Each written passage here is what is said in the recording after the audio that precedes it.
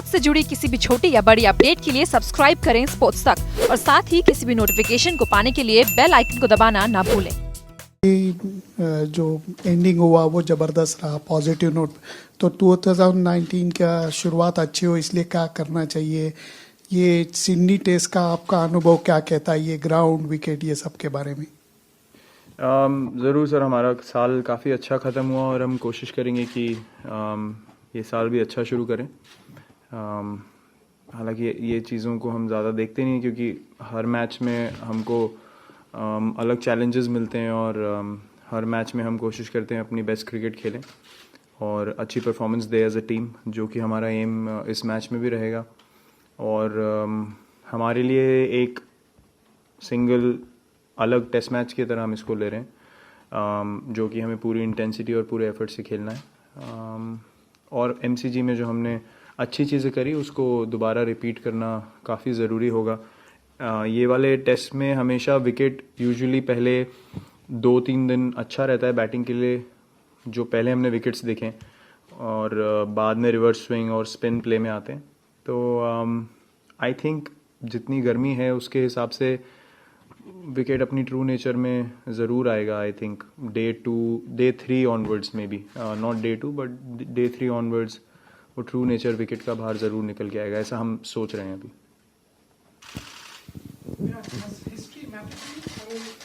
From 1947-48, India has been touring Australia. We've never beaten Australia in a test series. Closest was 2003 for 1-1, 2-1 on the cusp of history.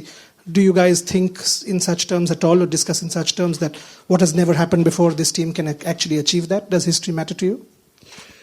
If you ask me very honestly, no. Because what's gone is not in our control, or what's going to come is not something we need to think about. We need to stay in the present and focus on the things that we can do. The controllables, we need to figure out what the controllables are and focus on them. The reason that why we want to win this test is because we understand as cricketers how difficult it is to come here and play. And as I said at the high tea yesterday, it's not only the team you're playing against, it's the whole nation, because they get behind the team so well. And when you walk into bat, you feel like there are 40,000 people who want your wicket, not just the 11 guys on the field. So we understand as cricketers how difficult it is. And purely just to take that challenge on, we want to win here. And it's got nothing to do with proving that we have done something which hasn't been done in the past. Every team that comes wants to win, obviously. So I'm sure that they would have had the same intention. But the motivation has never been to change history. It's only been to overcome the challenge that's in front of you. And as a sportsman and as a cricketer, you can ask anyone. That's the most important thing, and that's something you look forward to. Not necessarily proving something to someone or changing history. It's just crossing a hurdle and making yourself believe that you're good enough to be at this level and beat any team anywhere in the world, and that's the most important thing to us.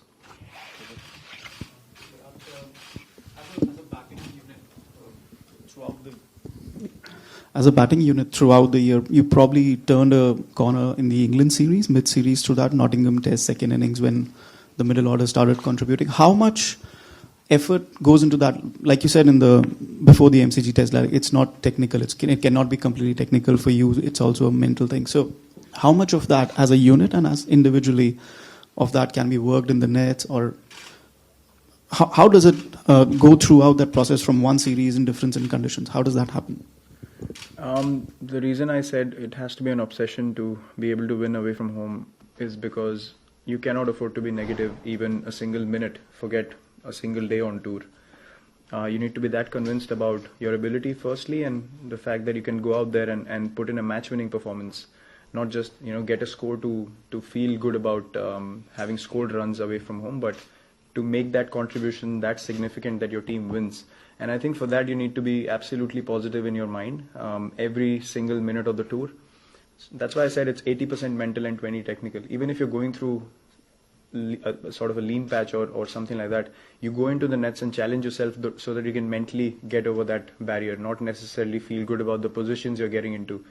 Because unless you're looking forward to the challenge in the middle, it's not going to happen. So every time we've played well, you can see as a group, you notice the body language of all the batsmen walking in, and you see the way they defend the ball or even leave the ball, there's intent, and that can only come when you're absolutely positive in your head and so sure of yourself that you can do what the team wants you to do.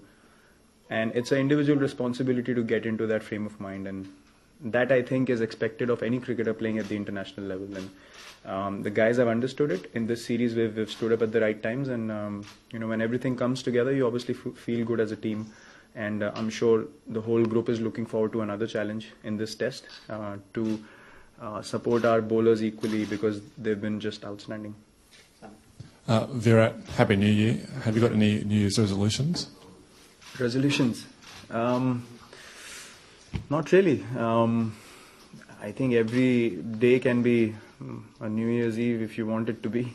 There are opportunities and there's something to look forward to every day. So I personally don't look at these things as something very special and now you need to start working on something. If you want to do something special, every day is an opportunity. So look, it's for me, it's being able to contribute for the team, being able to stay at the top of my game physically and mentally, and just help the team in any way possible. And that's something that gives me a lot of satisfaction as a cricketer. And I'm not talking about myself as a captain, but just to be able to go out on the field and just be 110% every ball is something that gives me a lot of satisfaction at the end of the day. And I want to be able to continue that for as long as possible for the team.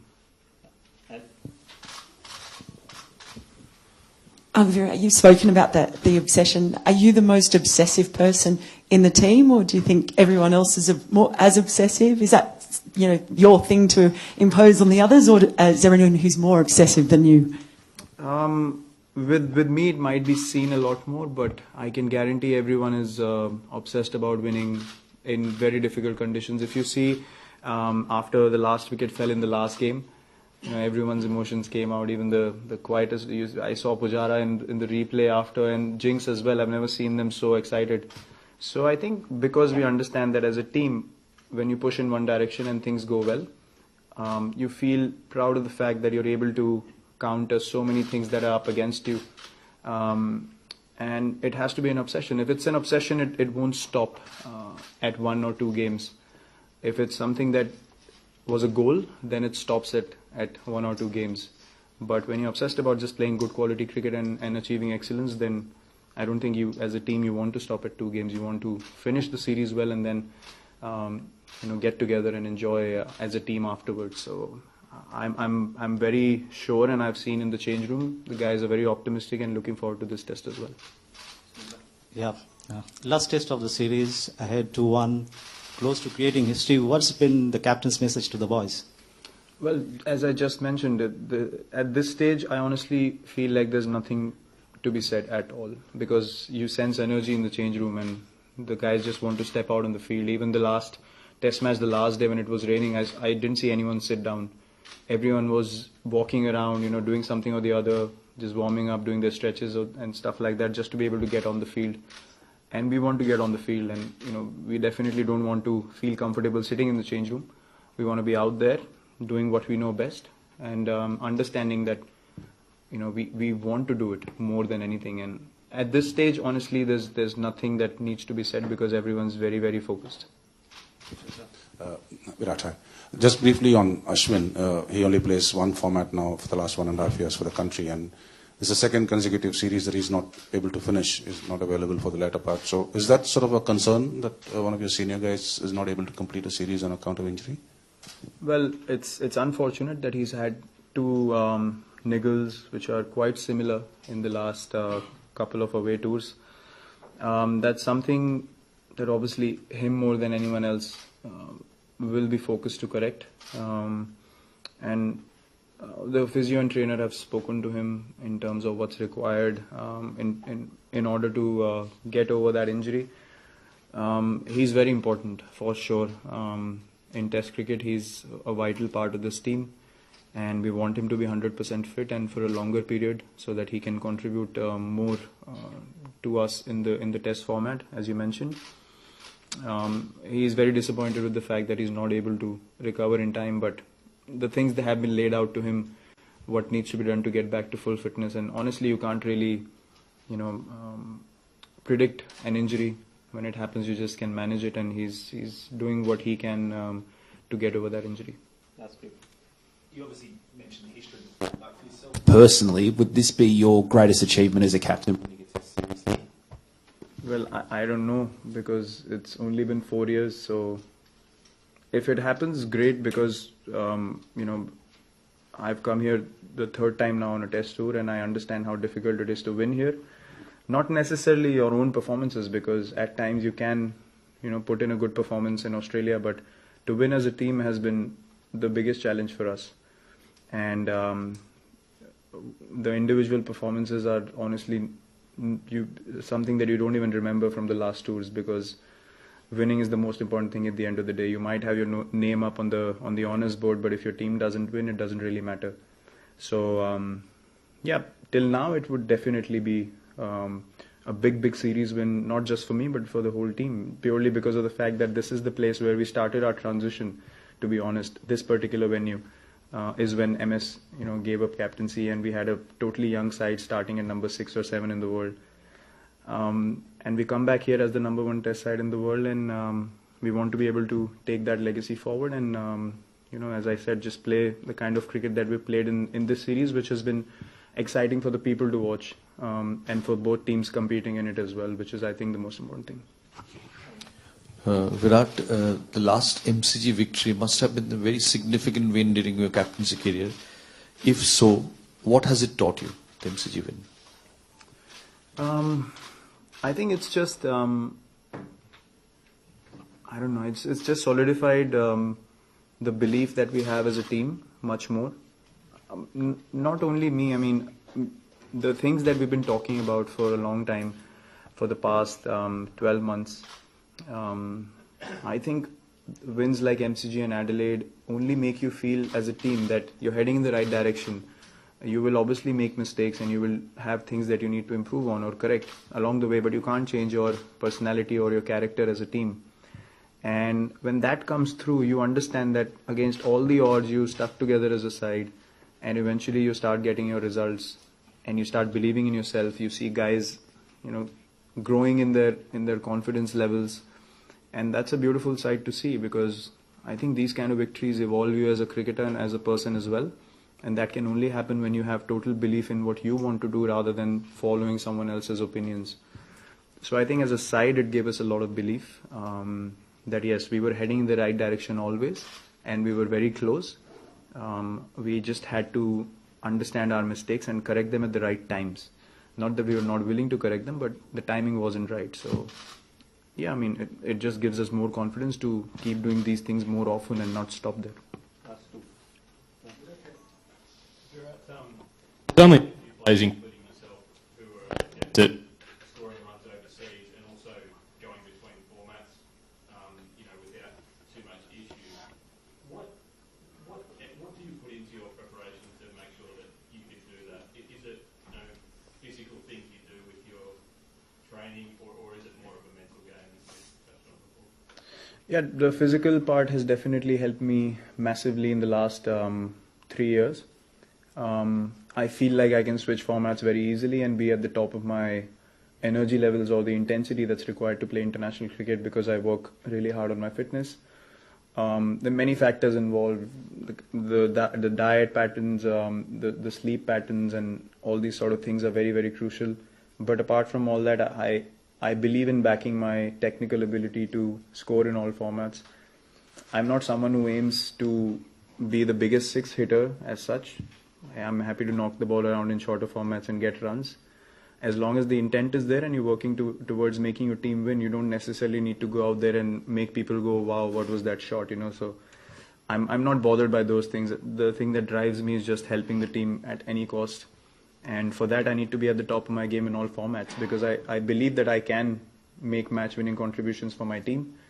And for that, I need to be absolutely sure of my patterns. And if you have a good technique, you can play any format.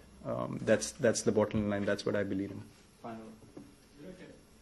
Coming back to Ashwin, how does someone like Ashwin getting injured and not playing 3 matches affect the pre-series planning, and how do you sort of then as a bowling group or as a leadership group manage something like this? And how will you manage your own back trouble which you sort of had during the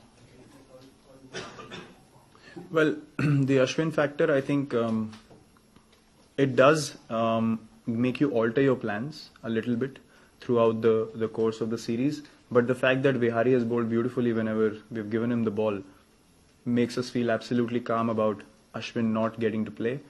It is obviously a disappointment for us as a team and for him personally, but if you see the way Vihari has bowled, he's looked like picking up a wicket whenever he comes to bowl. And he's pitching the ball in the right area, so we are looking at him as a solid bowling option right now, especially in this test match, because he's got pace on the ball, he puts in the effort, and he's economical, and that's all you need from a guy who's coming into bowl 10 to 12 overs a day. On my personal fitness concern, I've had disc issues since 2011. It's nothing new. I've been able to manage it because of the physical effort I've put in the last few years. And when you have a back which is which has disc issues, you can only maintain it that way. So I'm not too bothered by it. When the workload gets high, it can get into a spasm. I mean, you don't necessarily get serious issues. You get fine in 2-3 days, but at that point of time, you get into a spasm kind of a thing, which is very easy to heal. So I'm not too concerned with it. You just have to manage it physically and stay ahead of the injury. And I've been able to do it for now, and I'm sure I'll find out more options and more ways to keep countering that and be at the top of my fitness. I mean, it's inhuman or impossible to keep going on without niggles. And I think it's fine to have a few niggles here and there. You just need to be able to manage it very well.